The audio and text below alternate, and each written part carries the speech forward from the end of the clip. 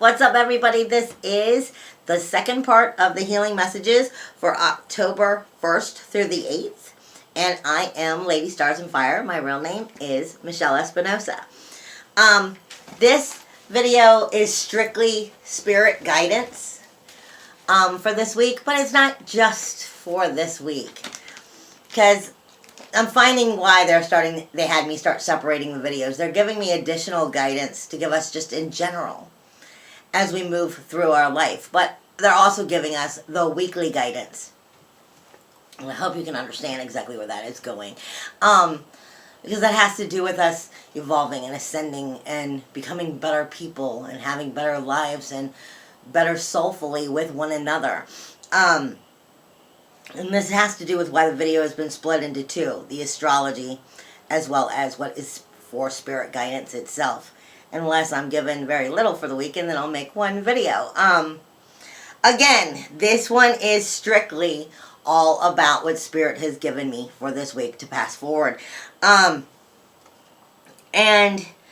I would say we should start off with just flat out,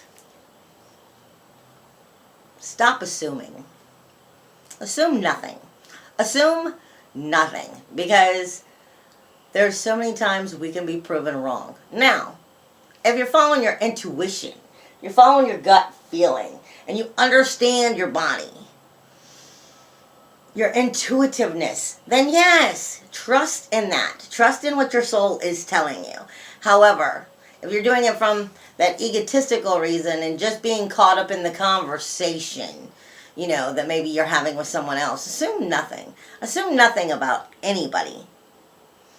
I know as an empath, and as we mature into those so-called spiritual gifts of who and what it is we truly already are, we can pick up, you know, emotions and feelings.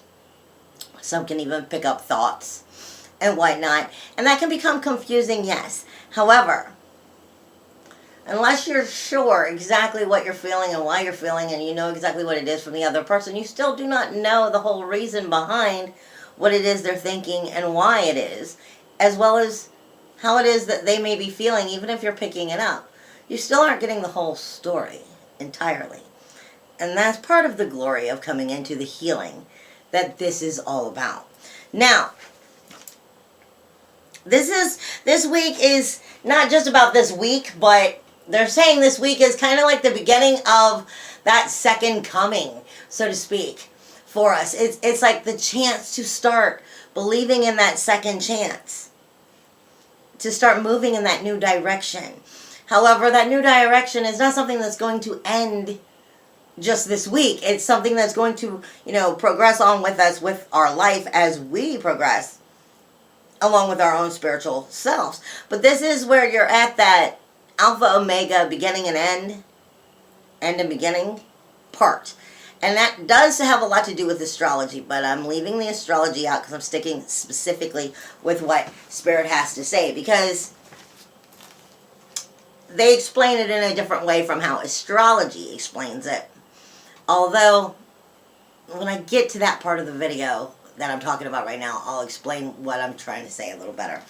Because what they're saying is in a form, this is a good time to start harvesting true heart and soul. This week you are told the maple tree is being given to you as far as spirit guidance, which means you're looking for wisdom within balance and promise. We're also acknowledging that the maple tree brings to us practical magic. Practical magic. Get that part through your head. We need to be practical about what it is. And this wisdom and balance is what the maple tree is sending its message about. I'm also given the white stag, and I've been given the white stag over and over again. So that's a very big one for you. And I'm just giving you what they give me as like spirit animals or totems or power animals that might help resonate the situation within your life for what it is I'm given to talk about. The white stag speaks to us of purity in general. It speaks to us of divinity, of the divine itself, of awakening, of elusiveness. It also speaks to us of the other side. And then I'm going to leave the rest of that because the stag has its own specific animal medicine as well, but we're being given the white stag, and especially huge, large antlers, which is going with it. And I'm being given the ferret. and the ferret just comes up and it's like, hi, look at my little cute face, basically. And then it runs off is the way that it's bringing itself to me. And the ferret is speaking, because none of this is shamanic. This was all medium, is how they're being given to me. When I get messages in a shamanic journey, I deliver them in the videos as they are given to me. And then I let you decide what that means for you. However, when it's given to me from like a medium, because it's put into my third eye and I see them or in spirit and so forth, I give you what that medicine might possibly be and allow you then to still do the same and decide what it is within your life. I'm not going to tell you what it is within your life because I make the video for so many people. That's up to you to decide and connect with that. And if you're not connecting with that, then you're missing the oneness anyway. So that has to do with your level of awakening and ascending and your dimensions and so forth. But the ferret speaks to us of keeping the faith, of being sensitive but clever, the power of observation as well as opportunity. It speaks to us of focus, of being motivated this week, as well as being aware of your strengths and your weaknesses. We're also told this week that has a lot to do with what's been going on with astrology. But I am told, and it makes sense because it goes with astrology if you watch the astrology videos. But I am being told this has to do also this time frame of what's going on with this change that is happening within the universe and with us individually within our lives. Has a lot to do with also breaking addictive patterns. And some of the addictive patterns are what we've allowed to create as attachments. And I'll use my own life as an example here. Because sometimes attachments aren't exactly what we think they are. I mean, we typically think of, when we get into spiritual energy, we think of attachments as spirit or people in our life or cutting cords. And yes, it's the same thing. However, they're saying might be much deeper than what you typically are seeing, that some of these changes are happening. And that would have been because of Pluto going direct, as well as Jupiter moving at the same time. And it also is dealing with the last retrograde that Uranus is going through in Aries. Because this is making a major change in who we are and how we present ourselves and our individuality and our inventive selves and our freedom, basically. These are all changes that are coming together to create the better within our life. But these attachments sometimes aren't necessarily just people, or like spiritual energies and stuff along that line. Sometimes it's things that we've gotten too comfortable with that isn't exactly good for us anymore or working out for us anymore. And what I mean by that, is like I said, I'm going to explain what I was shown over this past week is I'm going to start looking for a new home. Now, I'm looking for a new home. I take care of my mother. A lot of you know this. And the home that we have has been in the family forever. I mean, and so I don't really want to let the home go. However, it has a lot of ill repair that needs to be worked on, and I just can't afford that. I mean, and I've been working really hard to stay afloat and do really good by the situation and by the home and the family and everything. And this is not a pity party at all. Hear me out. Because I've been working really hard to do the best I can in this situation. When I finally got it, the Spirit's like, no, you're doing a good job in your heart and soul, but the thing is, this is not where you should be. We're trying to show you that it would be better for you to move. Then you're out from underneath the house. There is no problems. There is no ill repair that you have to worry about all of this. Why do you keep putting yourself through the attachment that's no longer good for you? You see what I'm saying?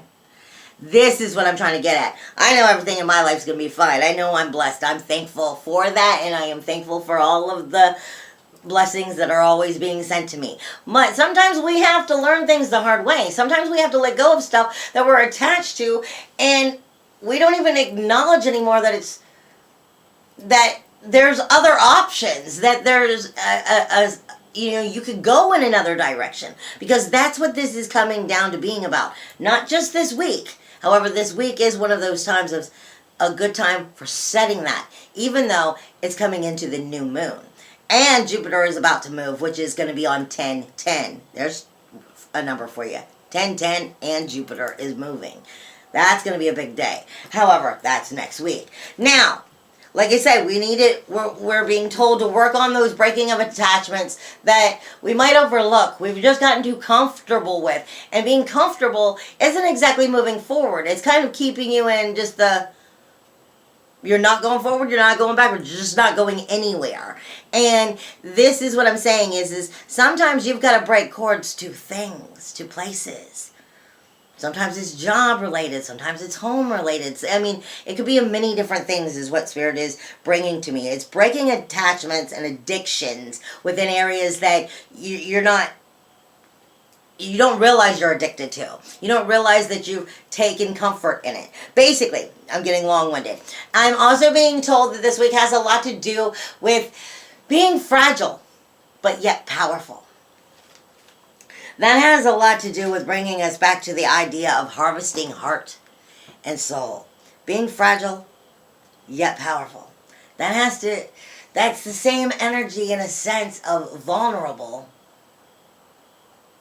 yet being able to harness humility. Is where that fragile area is that's so powerful, but you really got to get in there to get to it. It's finding comfort in the uncomfortable. Like I said, for me, it's getting up and starting to find a new place, to start that new part of my life, this new chapter that I didn't realize that I even had the option to. I just was going on about my business like normal.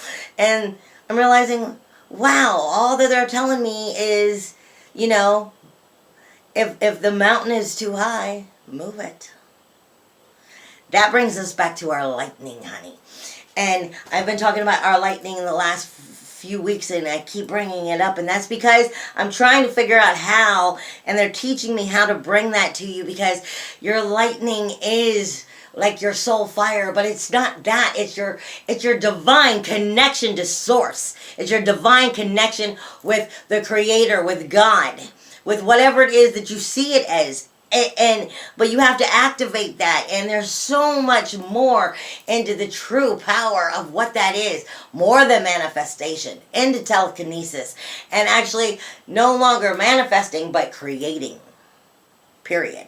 Changing and creating. Like I said, move the mountain and realize that things can be exactly what you want them to be if you're connected and if you're in synchronicity, and you're making sure to tell them when it happens, hey, I'm acknowledging that I'm in this, so that connection can get stronger.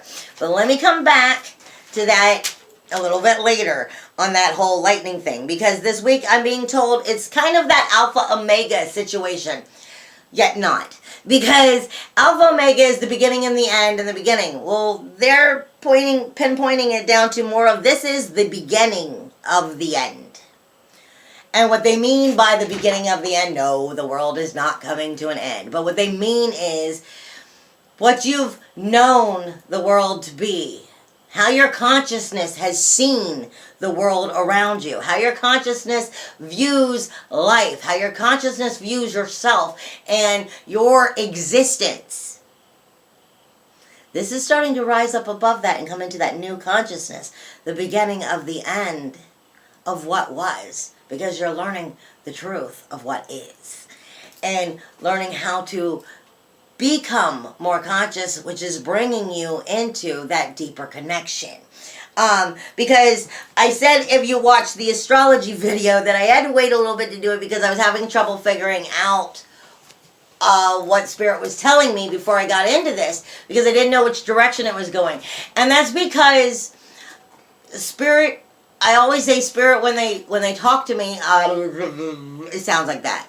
It's too muffled. It's too muffled. I can't really understand them, and I really have a hard time, and I get frustrated. So I've asked them over and over again. Yeah, I just hear yes. See, sometimes I can hear if it's one word, but sometimes I have more trouble unless I'm really like about to fall asleep. Anyway, I'm just relaxed that I can't hear well. So I've asked them over and over again, find new ways to communicate, and that's how the symbols came in, and everything else. And they communicate with me always in symbols. But I was being shown a letter within the Arabic alphabet, but it also resonates within the Hebrew. So it took me a while to figure out which one it was because they were very similar, and I had to keep going back and forth versus what I was seeing. And I am being shown it in both like a soft turquoise, and I'm being shown it also in a very soft, calming pink. No, I wouldn't say calming. I would say just it's like a purplish pink is what they're trying to show me right now, is because I had the coloring wrong, so they recorrected it so that it could go with these energies as well, as you come into understanding that what the Arabic letter actually was is a Hebrew letter, and is speaking. I always go to the Torah. It's Resh. Resh speaks to us of Lord, radiance, head, and beginnings. It speaks to us of, that was a different part. It speaks to us of, like I said, Lord, radiance, head, beginnings. But I'm going to go into when I was going through the research, and it made so much more sense when I went to this part and dug these pieces out. Because it speaks to so many of what's going on right now in their life, whether it's the changes in their life, whether it's the awakening in their life, whether it's the connection to spirit. It hits these areas so strongly, and it also speaks to us of coming into understanding that very lightning that I'm always talking about, finding the lightning within.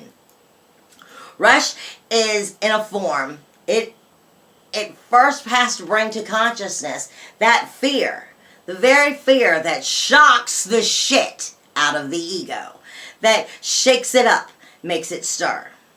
Because its job is to understand in this new consciousness that ego prevents us from being truly perceptive and receptive. And within that, we're stuck within the reality, the consciousness we've always been. It keeps us from seeing the true reality outside of ourselves and the consciousness that we view the world of existence that we live in.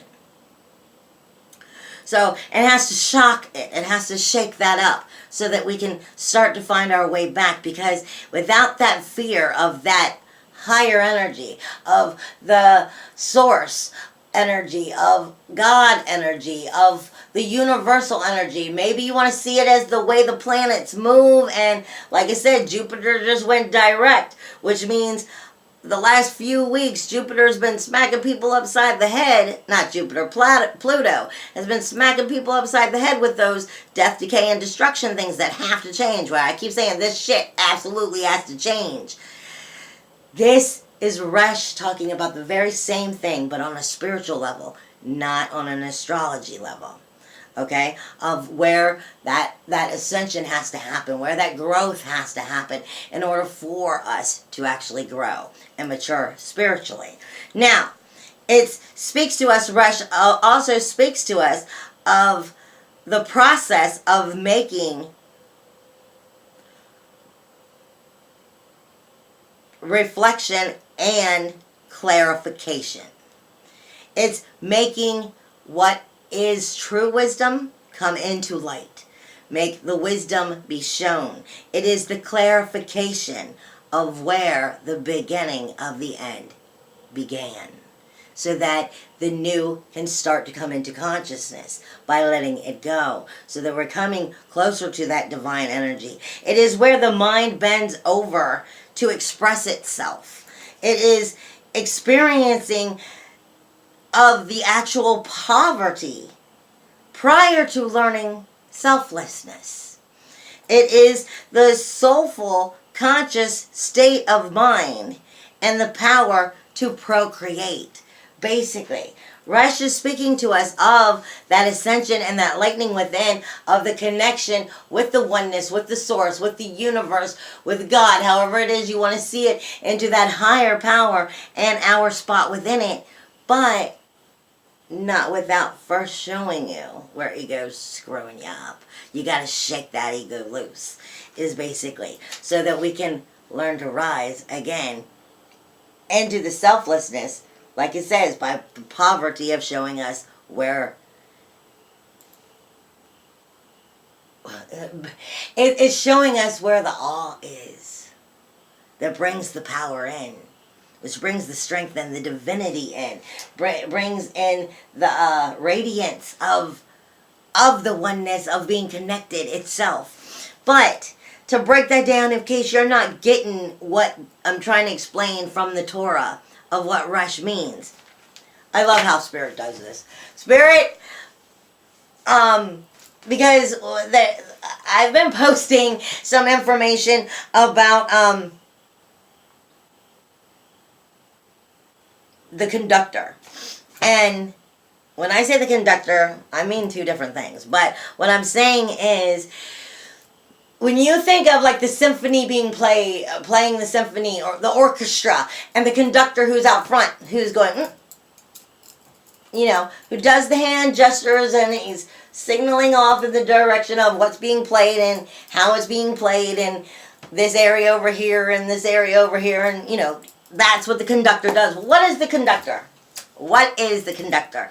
What is the opera? I mean, not the opera. What is the orchestra? First off, we have moments that we play God every day in our life. And I'm going to come back to explain what that is in just a second, because you'll understand the connection. We have moments we play God in our life every single day because we have free will. We have free will to make choices over our life. Whether they're good or bad choices, we have free will to make choices over our life. We choose who and what and will be part of our life. Our jobs, our homes, where we live, our friends, our working environment. Your bosses do this. Your bosses do this when they're having a crew of 79 people and they're trying to control all 79 people and what's going on because they're budgeting money and all of this other stuff, blah, blah, blah, blah, blah. That, at the moment, for moments at a time in our life, we play God, which is that small little seeding of the divine energy within us, of being able to decide what we want in our life for whatever decisions. Just like I said, bosses have sometimes, large crews, and they're doing the same thing, even if it's only from this pay time till this pay time. But they're doing it on a much smaller level, and we're doing it on a much smaller level, and we're still thinking way too small because we're thinking. We're not feeling, we're not knowing. That's the lightning. The difference is when you're trying to manifest and you're thinking of trying to bring it to you instead of knowing that it's already there. Move the mountain. Okay, is what I'm being told. And they bring me back to the orchestra with the conductor who even carries a wand. Okay, and he's doing his thing. He is outwardly controlling the orchestra, the music that you hear. However, what you've got to realize, even though in our small little lives, we are controlling the best that we can our small little lives. But when you think of the source energy, the planets moving, the universe itself, all that there is, the conductor, whether you want to see it as energy, I don't care how you want to see it, but what I'm being shown is that's an orchestra itself every single day, and it's like a musical that's being played. However, if the orchestra all sat down with their instruments and just started playing and didn't have any kind of, notes to follow, any kind of music to follow, it would just be pure crazy chaos, okay? And even though there might be sheet music to follow, and it's all been written, individually, The world is chaos. Just like a musical, just like people playing, just like people talking, people in their own individual lives trying to deal with their own individual lives. That has to do with bringing us back to synchronicity, because only the conductor knows exactly when to bring all of the chaos together into harmony. Knowing exactly when to bring it to the right pitch, knowing exactly when to make it go higher, when to make it go lower, when to draw your attention with the slowing down of the music, or to go da da da, basically the part that really brings to your attention. That is the conductor, conducting outwardly within our lives. And we're like a chord within the symphony, learning how, within the orchestra itself, learning how to be in synchronicity with the very music being played. So is your chord out of key? Or are you connecting in with the synchronicity and the very lightning, is what I'm being told. Because when you look at it from that other aspect, like I said, we all have moments we play God for just a second, but we're not even meaning to. We're just living life. We're doing what we have to do. But we're so much closer than we realize we are to the connection of the source, God, universe, whatever it is you want to be, into that oneness. If we could just get the lightning in, if we could just turn that on, if we could just be connected within the synchronicity, then we will also be the conductor. And see, Spirit reminds us that take conductor and remove it from the orchestra, the standing out front with the hands going and the wand and so forth, and now apply that very same word to right after electrical. The electrical conductor is what flows the energy through, like the wiring system that allows you to plug it in so that you can have it. It's also what brings the heat, and that's what brings the heat within us, because they're reminding us, see, in a different form. Now, don't go trying to connect yourself to electricity. This is not what I'm talking about. They are saying that you yourself are your own conductor. This is the very channel of where you can channel source energy, where you can channel that connection, the oneness, and all of this, and find that lightning from within that solar plexus, the solar plexus, which is also connected with the solar wheel, with the sun wheel. All of it is from within us, is exactly what I'm being shown. And they're showing us that technically we are the same. I've been saying this before. I've said this before. We're like a battery. We're like a crystal, whether we're activated or not. Are we plugged in and charged up or not? And what they're saying is the conductor in front of electricity is the flowing of energy, is that very channel. And we have this ability within us because of the oxygen we breathe.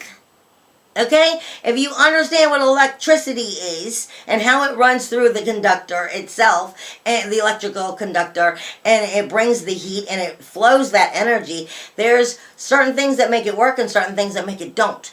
And we have iron within us, and we have water. No, we have iron within us and we have oxygen within us. Those work with the conductor. The breathing and the iron, which also relates us back to Mars energy. Okay? And that brings in the heat. That brings in the actual connection. That brings in the actual electricity of the flow for when the healer comes into play. And the source is with us. The energy is with us. Spirit is with us. Why we get hot when we do the healing. Because that is the actual conductor on the inward side of our soul working with us with that very connection. However, water is within us also. And water can also turn it off. So our emotions, our emotional energy can be exactly what creates it to not work or to work. Because it depends on how our water is working with us, how we are in our emotional rivers. Basically, this is a time for moving forward. This is a time for ascending. This is a time for becoming exactly who and what it is we truly are meant to become. Not just socially, but soulfully. and start to move as an existence into a better, higher self. Because they explain to me is, if you could just understand that you take the idea of that Christmas spirit of what everybody thinks of at Christmas time, when it's that time of year and everybody's a little bit better to each other, a little bit nicer to each other, a little bit more loving to each other, yet there's still more stress and worry and whatnot, but still somehow they tend to be a little bit better. And if we could learn how to turn that into a full year, all of us, and take away the Christmas spirit, because it's no longer a Christmas spirit. It is the human spirit. Then we would start to see Christmas spirit would take on a whole new spirit of a new ascension for us, is what they're trying to explain. There's so much that we have more to learn. But for this week alone, loves, remember the maple tree. Remember the white stag is there to help you. Remember ferret is there to help you and guide you. Remember fragile yet powerful.